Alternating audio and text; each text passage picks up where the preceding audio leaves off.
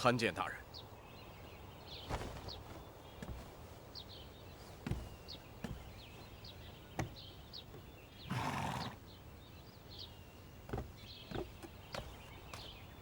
冯总旗，卓大人，你来得很准时啊。大人有何吩咐？齐王大寿的日子马上就要到了，由于朝廷今年的用度紧张，户部本该拨给齐王修建王府的款项，得拖延些日子了。你是了解齐王的，他喜欢炫耀。为了确保王府继续施工，你可授意杨旭伺机向齐王献上3计：大人请讲。圈地、走私、采矿。下官遵命。张13是怎么死的？下官认为，杨旭当下处境并不安全。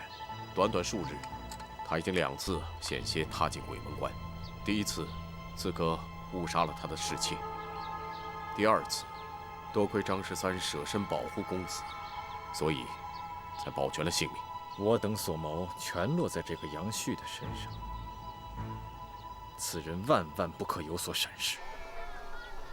冯大人都3天没进咱们府了，他帮我去打理吉王贺礼了，自然不会来。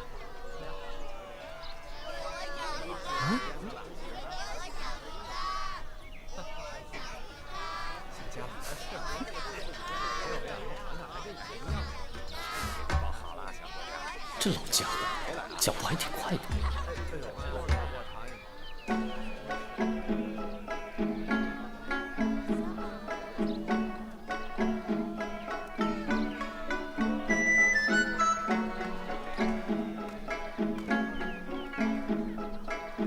老头，老头，哎，老头，醒醒醒醒，我们少爷叫你了。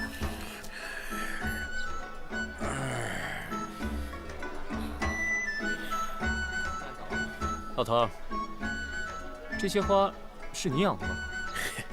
你这人可真逗啊！这要不是我养的，我摆在这儿做什么？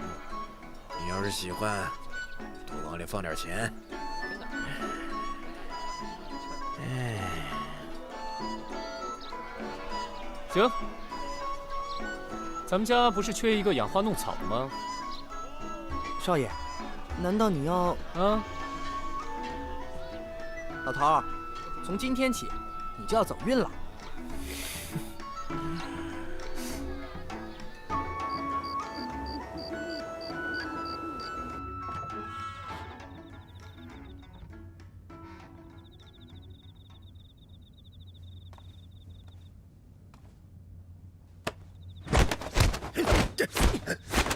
啊！哦，老头，快松手啊！疼！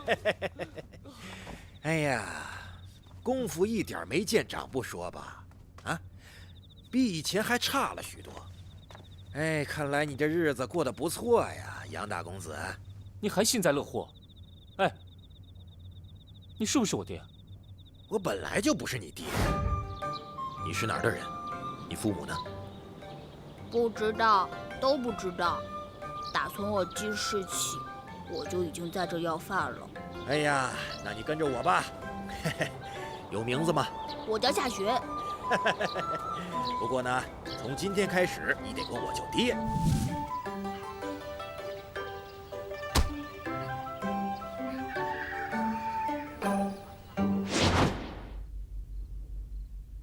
我这天天看着别人的眼色过生活，你知道我心里有多难受吗？委屈是不是？那委屈现在就跟我回去，咱们回家继续打鱼去。那真能走吗？走啊，走还不容易。不过呢，这锦衣卫眼线遍布天下，要走，那你就得做好这一辈子亡命天涯的准备了。那与其如此，我还不如不走。我就把我现在这个杨旭继续演好，等我有一天演熟了之后，我就不用听那个冯锡辉的话了。哎，到时候咱爷俩就在这个大宅子里面就这么一住，我给你养老，怎么样？你要是贪图杨家的富贵就直说，别把我牵扯进去。你这套东西啊，我年轻的时候见多了，不稀罕。是吗？哼，我跟你说，你儿子现在我啊，可是锦衣卫，你不稀罕？锦衣卫有什么了不起的啊？哼，就是你们现在老大站在我面前，那也得乖乖的、恭恭敬敬的叫我一声前辈。锦衣卫的前身叫广卫司，我曾经是那儿的指挥使。原来你是他们的前辈啊！那有你给我撑腰，我还怕什么冯锡辉啊？你个臭小子，别老想着升官发财的。你知道锦衣卫那是什么地方吗？那儿可是地狱啊！他们拿刀指向别人的时候，也有千万把看不见的刀在指向自己。到了那里，你就不再是个人了，只是皇帝手中的一个杀人工具。我年轻的时候，指挥使经常命令我们互相打斗，如果有手下留情，就绝不姑息，所以稍有不慎，就会命丧黄泉。你们这些狗官，快放了我！放了我！快放了我！后来在大牢中见过不少他们的毒辣手段，到现在想起来也是毛骨悚然呐。唉，这也是我最终选择离开拱卫司的原因。一朝天子一朝臣呐，我已经离开锦衣卫这么久了，哪儿还有说话的分量？怎么着？不服气呀？他们打打杀杀的，跟我有什么关系？我本来扮演的就是杨旭，我是安插在齐王身边的一个眼线，我只要对齐王好不就行了吗？我不去管锦衣卫那些事不就行了？看来你小子真的是一心想要做这个杨旭了吧？是不是啊？说实话，我是看那个冯锡辉滥杀无辜，居心叵测，我不想就这么放过他。哎呀，年轻人呐，就是不知天高地厚啊！我好不容易清闲2天，看来啊，现在又得折腾起这把老骨头喽。锦衣卫之间通常用暗号，比如管酒杯叫连米，官兵叫猛风。在特定的情况下，一个酒杯、一双筷子的摆放位置，都代表着不同的含义。你还要学会一套暗语来分清敌我呀。你和你信任的同僚之间要有一套只有你们自己知道的暗语。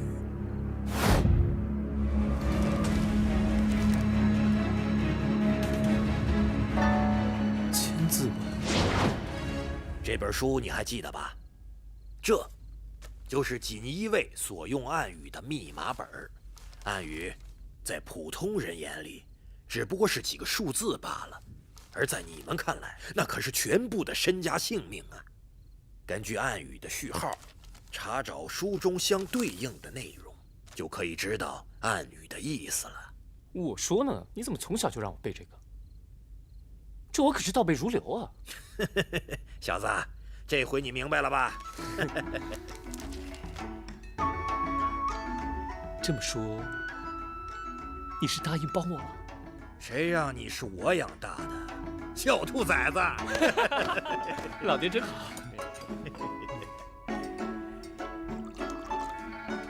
你呀，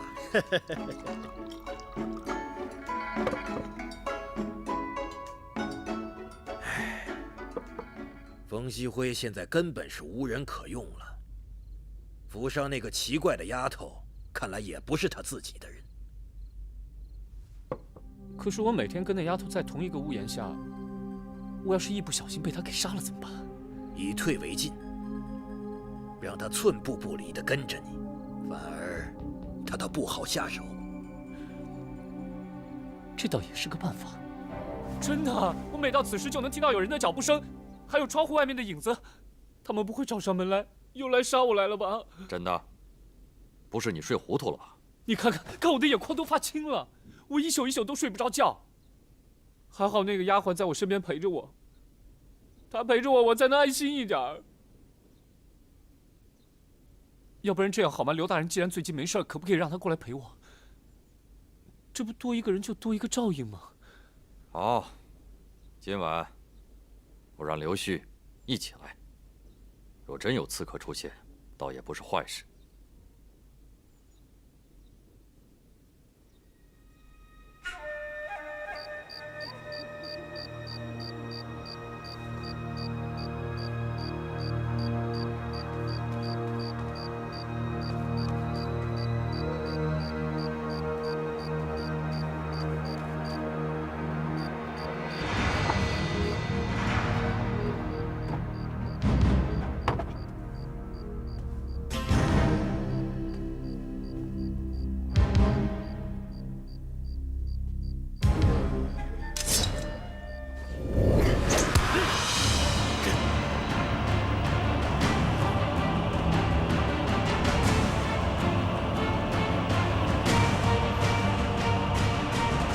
好好的一双手拿什么不好，偏偏要拿刀。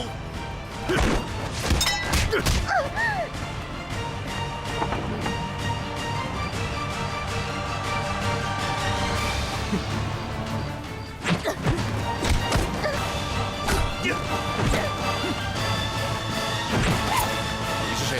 谁派你来的？快说！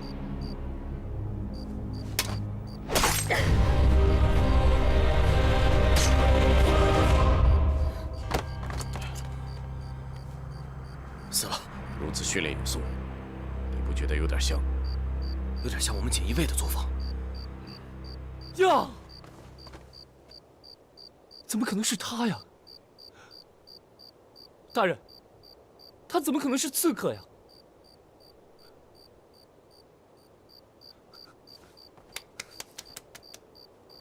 大人，你快想想，如果他是刺客的话，接下来还会来第二个、第三个人来刺杀我，小的死不足惜啊！齐王的贺礼谁送啊？闭嘴！你快回屋，剩下的我们来处理。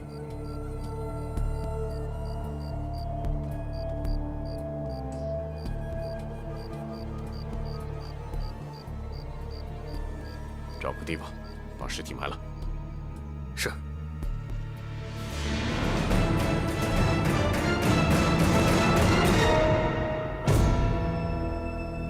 听说最近这青州杨府动静很大呀，接二连三的死人。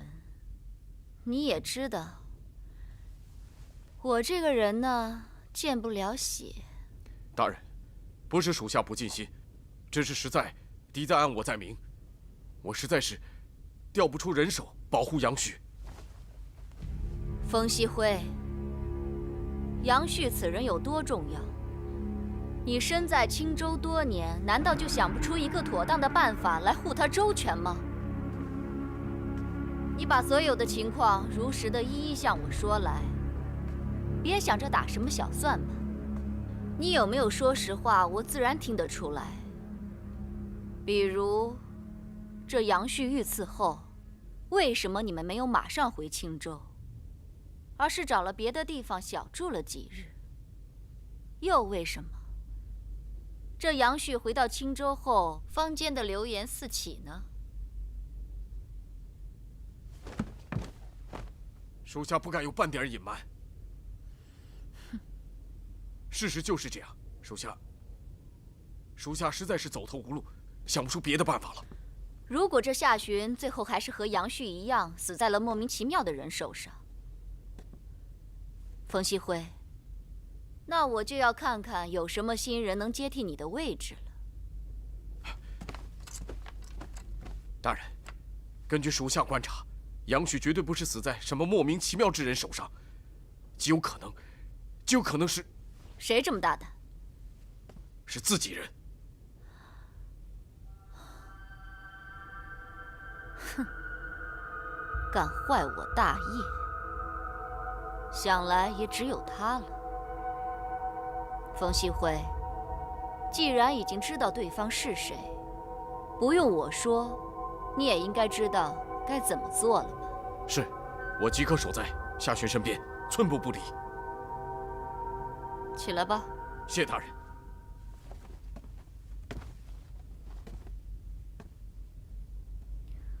冯锡辉啊，冯锡辉，你着实是太令我失望了。你手中无人可用，为什么就不能借势而为？杨旭如今有3重身份：锦衣卫、青州士绅、齐王门客。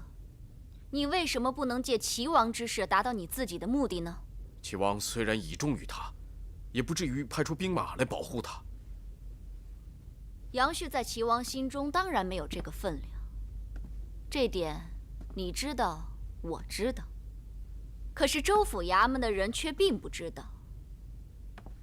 能借势的时候借势，不能借势的时候造势，欺上瞒下，无中生有，以虚为实，由狂而真。这些本是我们锦衣卫的惯用手段，怎么才离开了应天府4年功夫，你就把这些手段都忘得干干净净了？多谢大人指点，属下知道怎么做了。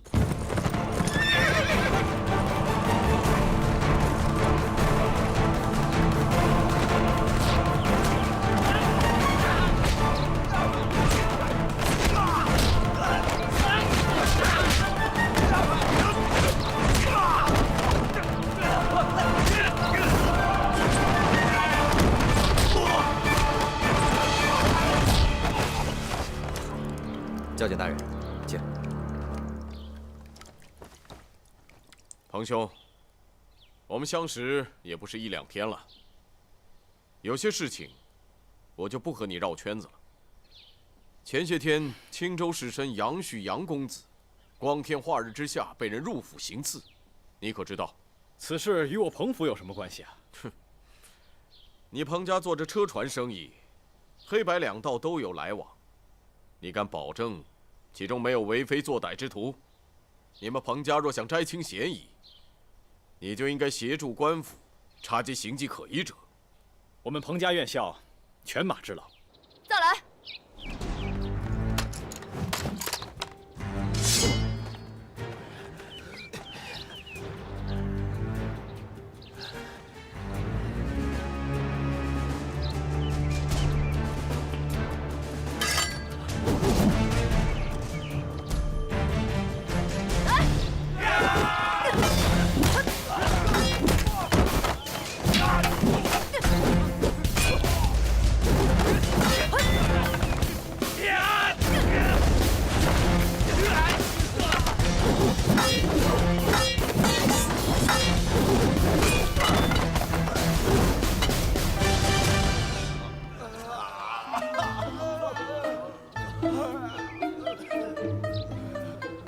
别装死了，再来！真是够荒唐！看来这个冯教检确实是被刺客逼急了。罢了，那就派几个人去吧。得我彭家真传的还能有谁啊？老的老，小的小，搞不好啊，我得亲自去一趟了。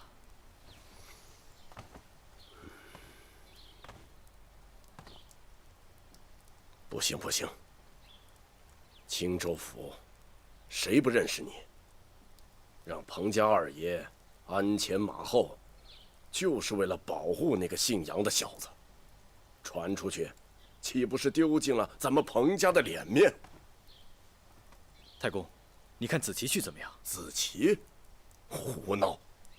一个大姑娘家，那个杨旭又是个有名的好色之徒，那不是把鱼送到猫的嘴里去了吗？有何不可？太爷爷，这杨旭仗着背后有官府为他撑腰，把我们彭家当什么了？说来要人就要人，这件事儿交给我吧，我绝对不会丢了咱彭家的面子，也好让那个姓杨的花花公子知道，什么叫做引狼入室。什么？你给我请了保镖，怎么不跟我说一声？我做事还需要经过你的同意。庞公子，请进来。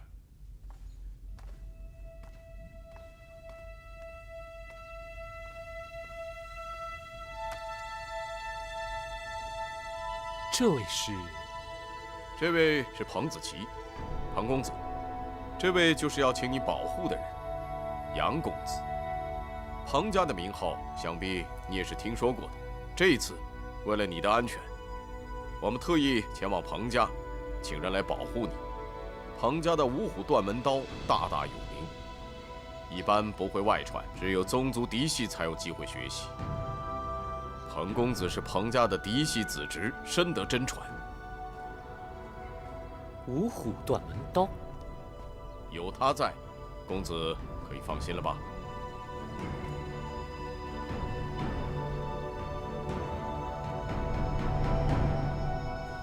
久仰，久仰。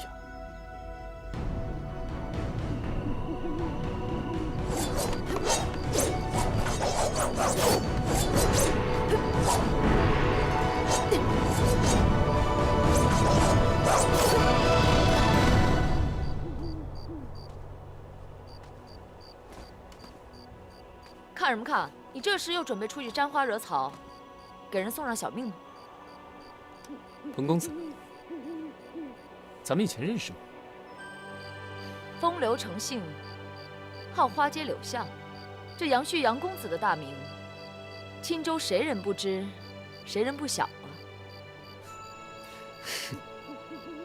一直听说这彭家子弟的刀法凌厉，没想到还那么伶牙俐齿。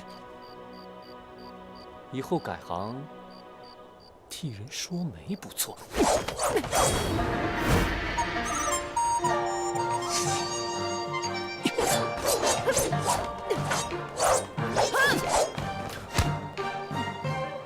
这几日你就乖乖的在家待着，做你的缩头乌龟吧。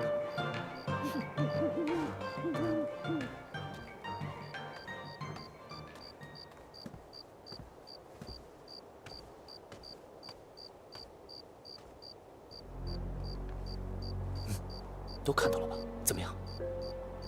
是不是那个冯锡辉派人过来监视我呀？不是，彭家的刀法一直在他们的拳法之下。他刚跟你过招时，力量不够啊，完全靠着敏捷和柔韧来补，又像，又不完全像是彭家的作风。我看了看他的身形，全明白了。他不是彭公子，是彭姑娘。老家伙不错呀，宝刀未老啊！你个兔崽子！彭公子，我只不过是去茶馆散散心，你不用这么尽职敬业。你这是要做什么苟且之事，非要避着人呢？那我去澡堂子，你也跟着去？我自然也要跟去啊。那太好了，咱们是生死之交，得坦诚相待嘛。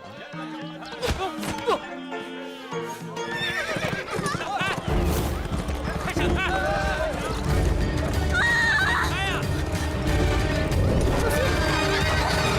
姑娘，你没事吧？没事。给我下来！你干嘛你？撞伤了人，还如此无礼！我撞了人？谁看到我撞人了？明明是他跑到本公子的马前来拦马。哎，我说你这人怎么那么不讲道理啊？哎呀，行了，不讲道理又能怎么样啊？这人可是这儿的银枪小霸王，咱可惹不起啊！行了，赶紧走，赶紧走。这有什么惹不起的？咱们现在就到官府说说理去。去官府？哼！我这么跟你说吧，今天他就是被我撞得断骨断筋，我爹只要一个文书送到知府衙门去，我还能大摇大摆地走出来。你，哎，不知令尊尊姓大名啊？没别的意思，只是我正巧与青州知府还有些渊源。哦，那公子是？不是我，是这位姑娘。想必公子应该听说过青州教界冯大人吧？他跟这位姑娘的渊源可不小，只是没办法在外人面前说而已。还有这位公子，你看他脾气不好，但是他是彭家五虎断门刀的弟子。彭家在江湖上的地位，您不是不知道吧？在下姓杨名旭，若公子不相信，可以打听打听我说的话是真是假。没别的意思，只是提醒公子，没必要给自己添麻烦了。我凭什么相信你？哎，咱们讲完了身份，该讲讲道理吧。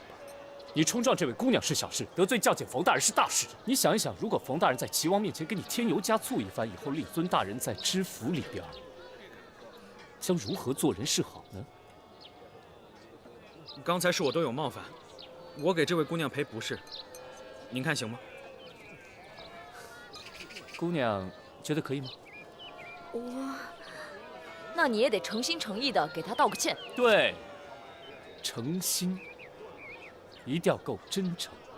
对啊，道歉，没错，道歉。好，道歉，就是。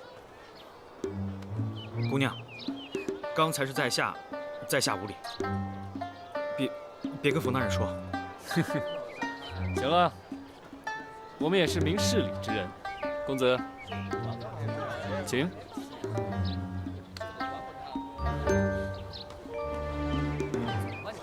没事了，你去吧。谢谢两位公子。千万不要谢我哦！谁打算要谢你了？你这是骗来的胜利。我们侠义之人讲究的是堂堂正正。堂堂正正？那你打算怎么办呢？直接动手把他打一顿？你靠着彭家背景自然没事，但你要那姑娘以后怎么办？人家会放过她吗？你能保护她一辈子吗？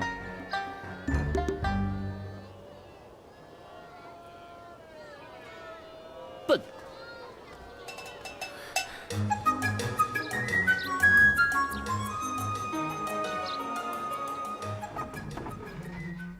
大人请。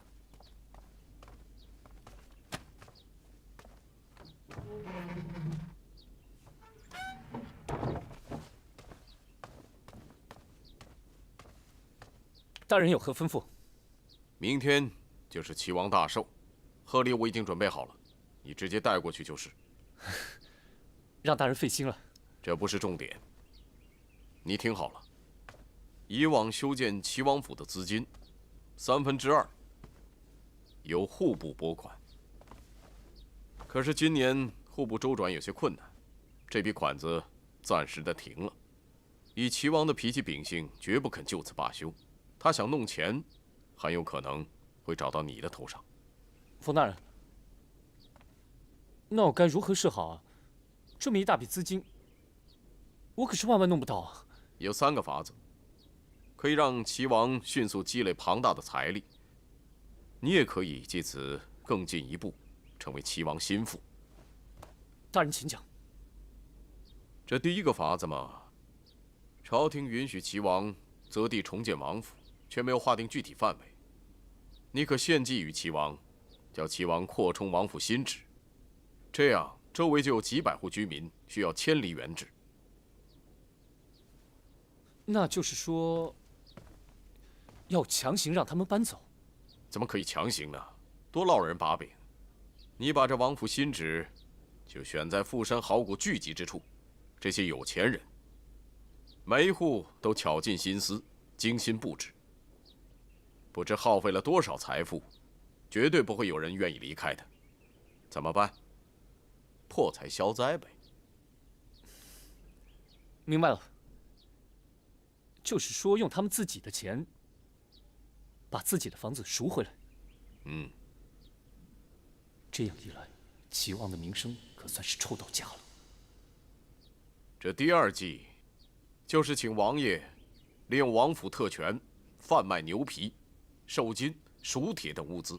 这些物品是受到朝廷限制的重要物资，寻常人根本不敢经营，所以利润极大。但是要打着齐王旗号贩运的话，谁敢查？当然，你也可以搭着齐王这条大船，为自己谋些利益。可这些都是军用物资啊。这第3计嘛，就是采矿，这更是暴利。这是一般老百姓都不敢做的事情。所以，只要齐王肯出头，必有豪绅巨贾愿意合作。他不用花1分钱，就能大赚。大人果然是英明啊！只是这样一来，会不会激起民愤？咱们此次前来不是为了捉拿逆贼，万一朝廷追究起来……原来你是担心这个。我们是在制造机会，让叛党们自觉暴露。以上种种，都是为了让你引起那些叛党的注意。详细情形，你不需要知道。我回去了，你好好做准备。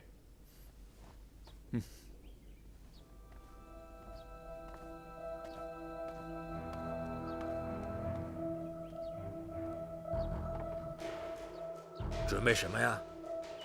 准备玩火啊？冯锡辉这3条建议，我越想越有问题。你说齐王他这个造反的事儿还没有定论呢，就这么着急把帽子给人家扣上了，那万一是冤枉人了怎么办？我问你啊，失势的锦衣卫要怎么做，才能让自己重新出现在皇帝面前？除非是天下大乱。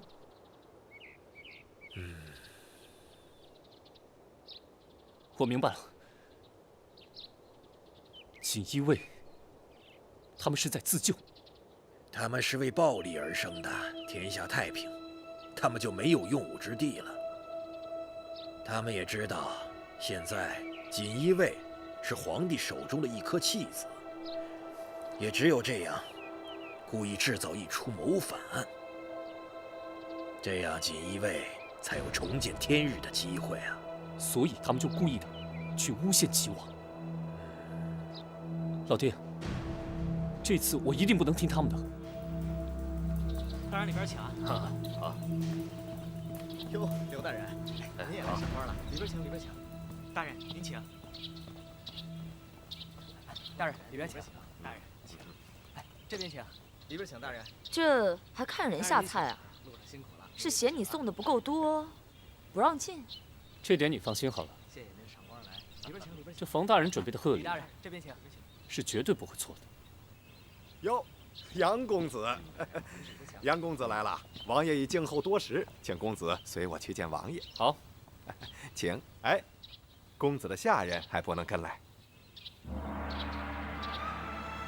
那就这样吧，小胖，你呢去找个地方喝茶凉快一会儿。等我跟王爷我们2个叙旧之后，再过来找你。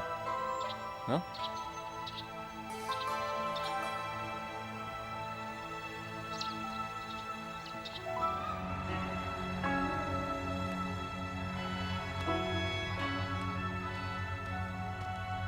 王爷，杨公子来了。门下杨旭参见王爷。免了，免了。杨旭啊，本王这次叫你来，是想让你想想办法，我怎么样才能立刻赚一大笔钱？王爷店铺的生意一向都很好啊，特别是这些海外的航线，每年往朝鲜、吕宋走2趟，这赚来的钱……哎，你说的这些都太慢了，我要很大一笔银子，重建我的王府。可是这王爷每年的俸禄，再加上这些店铺的收益和朝廷每年的拨款，便足以支撑。支撑个屁呀！王爷息怒。走开！你还没有听明白吗？啊！我要的是一大笔钱，我的王府已经开建了，户部的银子到现在一点都没拨下来，我怎么办？把它晾着吗？我丢不起这人，齐王府更丢不起这个人。在下知道，这朝廷的拨款确实缓慢了一些，可是王爷这府邸才建了没几年，应该是不着急搬迁吧？放肆！放肆！放肆！几个兄弟当藩王的时候，就我的府邸最寒酸最差，就4个的王府最阔气。本王好不容易求这么个机会重建王府，怎么着？我现在让他晾着吗？我丢不起这个人。现在立刻给我想办法，想办法！可是在下现在却无上上之计。大胆杨旭，你别忘了，现在的地位身份是谁给你的？一句没办法就想打发我了，做梦！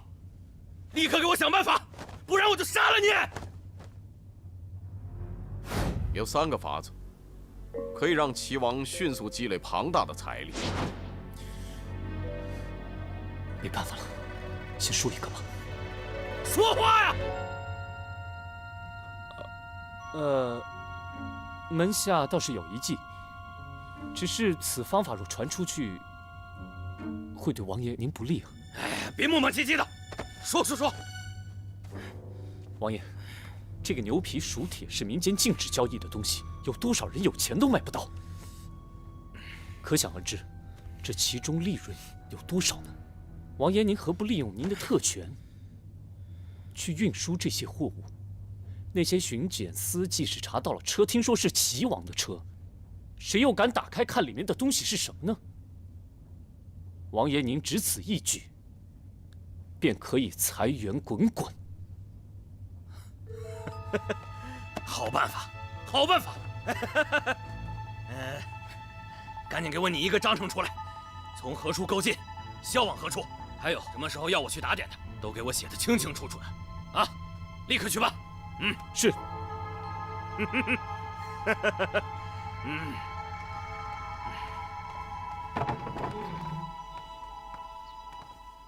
我跟你说的3个法子，为什么不在齐王面前全盘托出？不知大人是什么意思？圈地、走私、开矿，你好大的胆子！故意给我忘了是不是？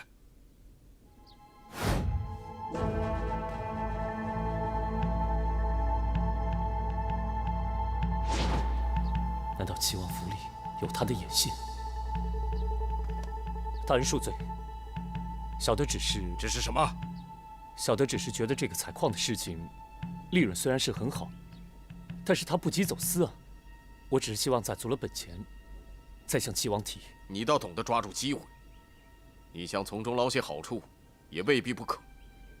不过，你要尽快筹措资金，时间不能太长。开矿采金的主意务必得尽快献上去，否则，本官也不好对上面交代。是。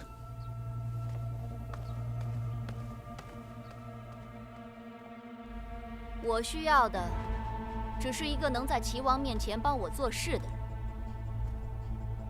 至于他是杨旭也好，夏巡也好，哪怕他是路边的乞丐，只要他能帮我把事办好，是什么身份根本无所谓。他向齐王隐瞒了我们的计划，一定有他的理由。不过，太自作聪明也不好。若是这个叫夏巡的贱民要坏我们的事，你大可以杀了他。是。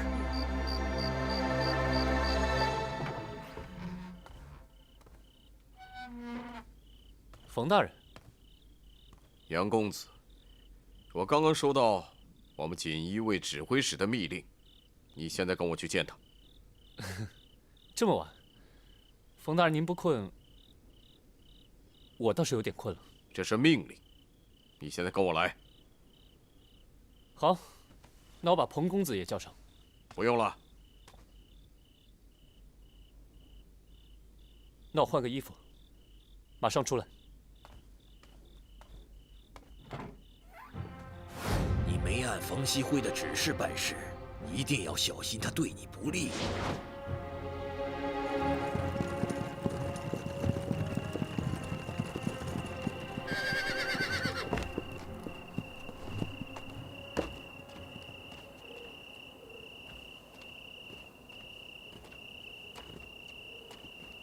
哎，冯大人，咱们这是要去哪儿啊？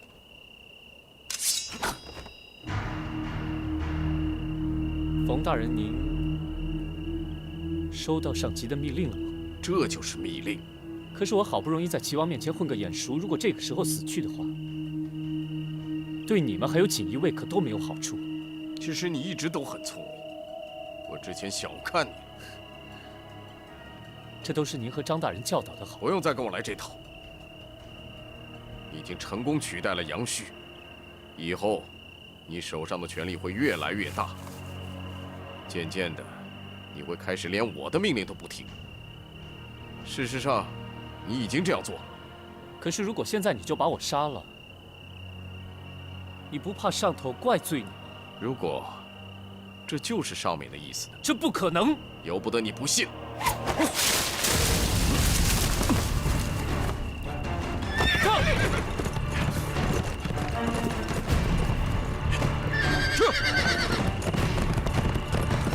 不能让夏巡脱身。撤！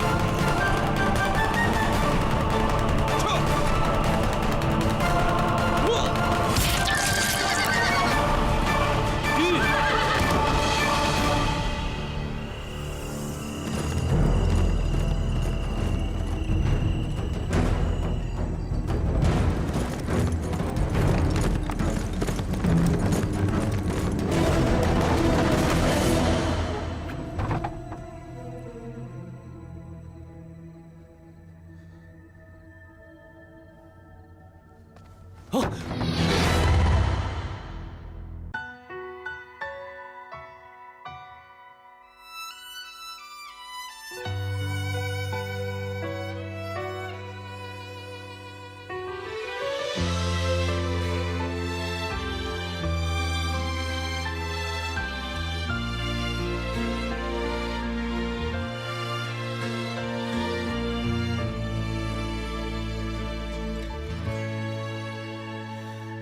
灯初两夜，宫阙月挂霜，烛影摇红寥寥星光。一人阁楼上，独醉忆他乡。夜雨听风望远方。月下离舟上，3000夜未央。千场梦曾朝朝暮暮，连天风沙降，着你的模样。此去后，天涯路两茫茫。爱恨醒了，散了，似流沙。你我聚了，忘了，几十年华。是是非非，曲断情长，天各一方，难相忘。谁知女儿痴，谁知女儿泪，谁知女儿情为了谁？谁知女儿情，谁知女儿悲？红颜一梦，今世为谁醉？倾尽一生。